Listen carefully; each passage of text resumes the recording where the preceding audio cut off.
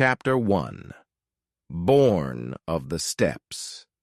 In the endless sea of Mongolian grasslands, a boy named Temujin was born under the open sky, beneath the watchful gaze of the eternal blue heaven.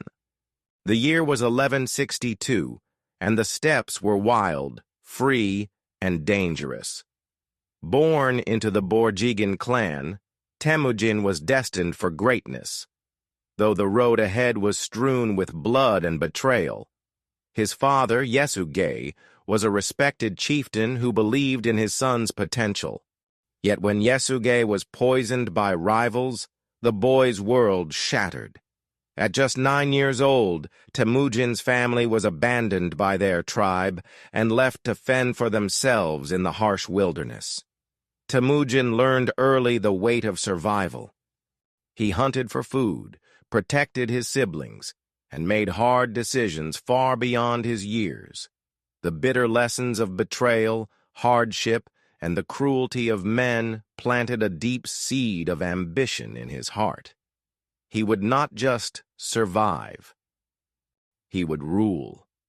Temujin often stared into the horizon, imagining a future where he would never again feel helpless.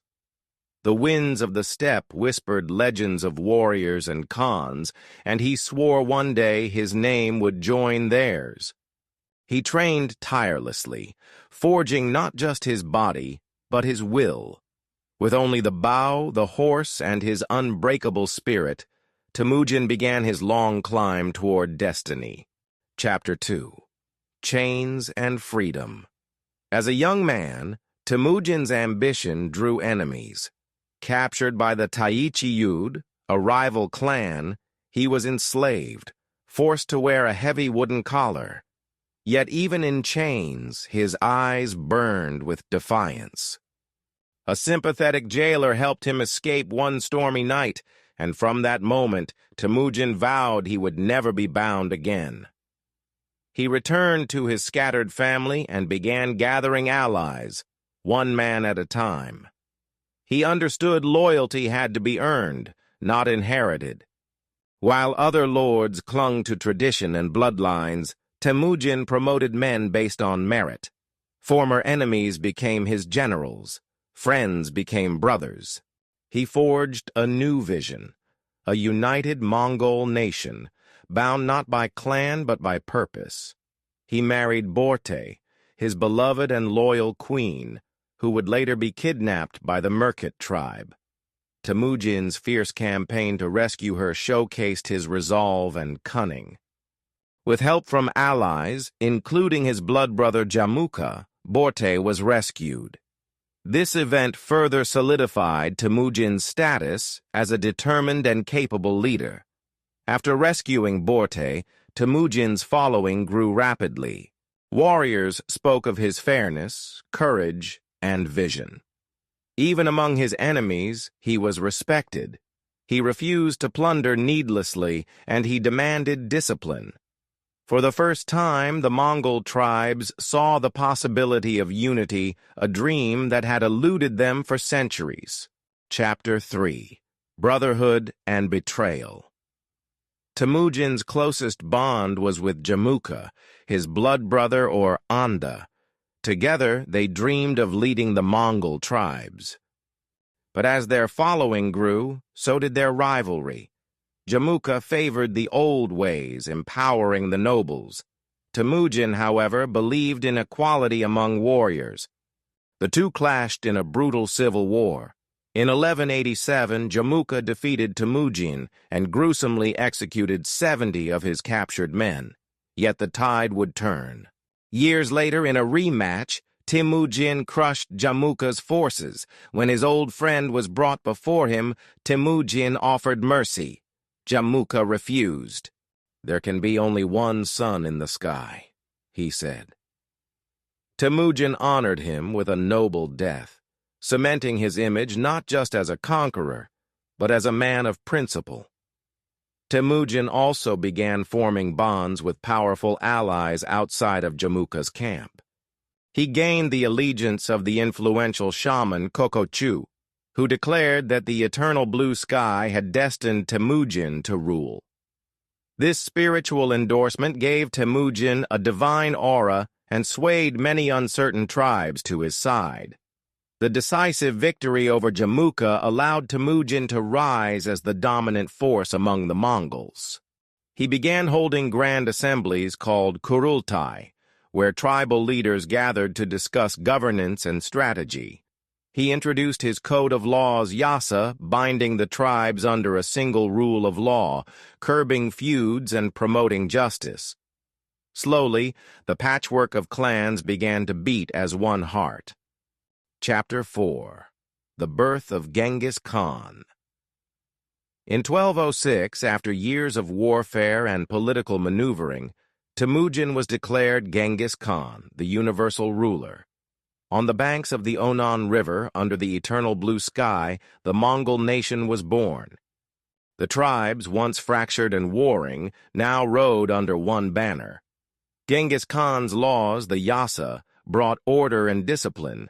He abolished kidnapping of women, outlawed theft, and punished betrayal with death. Genghis Khan's rule was strict but fair, and it allowed even the lowliest herdsmen to rise by valor and loyalty. The Mongols were now ready to ride beyond their homeland. To strengthen his empire, Genghis reorganized the army into units of tens, hundreds, and thousands, breaking clan loyalties and fostering unity. He also established a messenger system, the Yam, which allowed rapid communication across vast distances. This infrastructure became the backbone of his growing empire. Genghis also valued intelligence gathering. Spies and scouts preceded every major campaign. He rewarded innovation and even allowed conquered peoples to serve in administrative roles. His vision extended far beyond the bow and saddle. He sought a world order shaped by Mongol hands. Chapter 5. Thunder from the East. Genghis Khan turned his eyes toward the mighty Jin dynasty of northern China.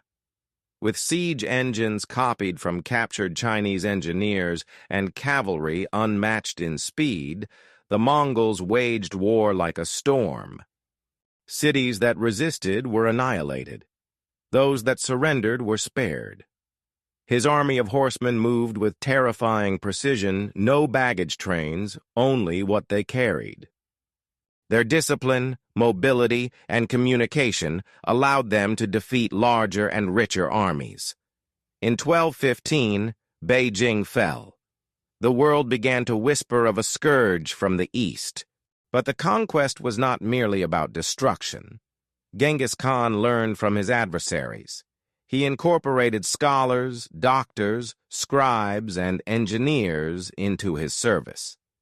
He invited Taoist monks and Persian scholars to his court, and Mongol rule became known for its tolerance of religion, allowing Buddhists, Muslims, Christians, and animists to practice freely under his law. In each newly conquered city, Genghis left administrators and policies that would ensure stability. He collected taxes fairly, protected merchants, and promoted trade. Caravan routes flourished under Mongol protection, allowing the Silk Road to thrive once again. He also founded the first Mongol script, adapted from the Uyghur script, and encouraged literacy among his people. This drive toward administrative clarity enabled the Mongols to govern vast and culturally diverse territories effectively. Chapter 6. The Western Campaigns. Even as he subdued China, Genghis Khan sent generals westward. His sons and trusted commanders like Subutai led expeditions into Central Asia. In the Khwarezmian Empire, a sultan's insult murdering Genghis Khan's trade envoys triggered retribution. What followed was one of the most devastating invasions in history. City after city, Bukhara, Samarkand, Nishapur, fell to Mongol fury. Yet Genghis was not merely a brute. He spared artisans, scientists, and scholars, absorbing their knowledge into his empire. He established trade routes, postal stations, and a rudimentary passport system. From Persia to the Pacific, a new order was forming. Subutai, his greatest general, conducted campaigns stretching into the Caucasus and the Russes lands. The Mongol war machine was not only relentless, but also highly adaptive. They used psychological warfare, feigned retreats, and surprise winter campaigns to keep enemies off guard. Their reputation preceded them, often causing cities to surrender without resistance. In Persia, the Mongols encountered advanced irrigation, astronomy, and architecture. Genghis ordered many of these systems preserved, even expanding some of them in conquered territories. His vision of empire was not just one of conquest, but of integration, of binding the world under Mongol harmony. Chapter 7. Legacy of the Khan. By the time of his death in 1227, Genghis Khan ruled the largest contiguous land empire in history. Yet his grave remains unknown, buried somewhere in the mountains of Mongolia, his funeral escort slaughtering all who crossed their path to preserve its secrecy. Genghis Khan was not just a conqueror.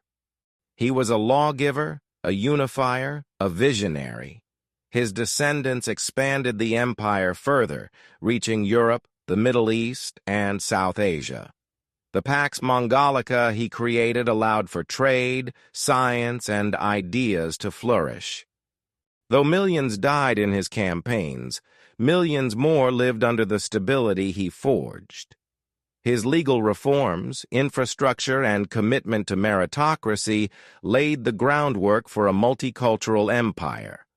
Even long after his death, his vision endured through the rule of his grandsons, like Kublai Khan, who would establish the Yuan dynasty in China. He inspired figures both feared and admired. Medieval chroniclers called him a scourge, while Enlightenment thinkers praised his pragmatism and rule of law. His name would be inscribed not only in the scrolls of destruction, but also in the chronicles of civilization. Epilogue: Eternal Blue Sky. On the steppes where he was born, the wind still whispers stories of the Khan who united the world. Genghis Khan, son of the wolf, lord of the horse, master of the steppe. His legacy gallops on, etched not only in the blood-soaked sands of battlefields, but in the minds of all who dare to dream of greatness born from nothing. He rose from abandonment to command the winds of empire, and though empires crumble and dynasties fade, the name Genghis Khan endures immortal beneath the eternal blue sky. And perhaps that is the greatest testament of all, not merely that he ruled, but that he changed the course of history with nothing but vision, valor, and an indomitable will. And in that legacy lies a lesson, that from even the humblest beginnings, a single will, forged by hardship and hope, can reshape the world. Postscript. The Mongol Heartbeat. Even today, the pulse of Genghis Khan's empire echoes in the cultures, languages, and roads he helped shape. From the steppes of Mongolia to the palaces of Beijing, from the markets of Samarkand to the libraries of Baghdad, the imprint of the great Khan is indelible. Statues rise, sagas are sung, and scholars still debate his legacy. But to the horseman who rides alone beneath the moonlit steppe, he is more than memory, he is legend. Genghis Khan lives on, not just in stone or script, but in the soul of every dreamer who dares to unite chaos into order, tribes into nations, and vision into destiny.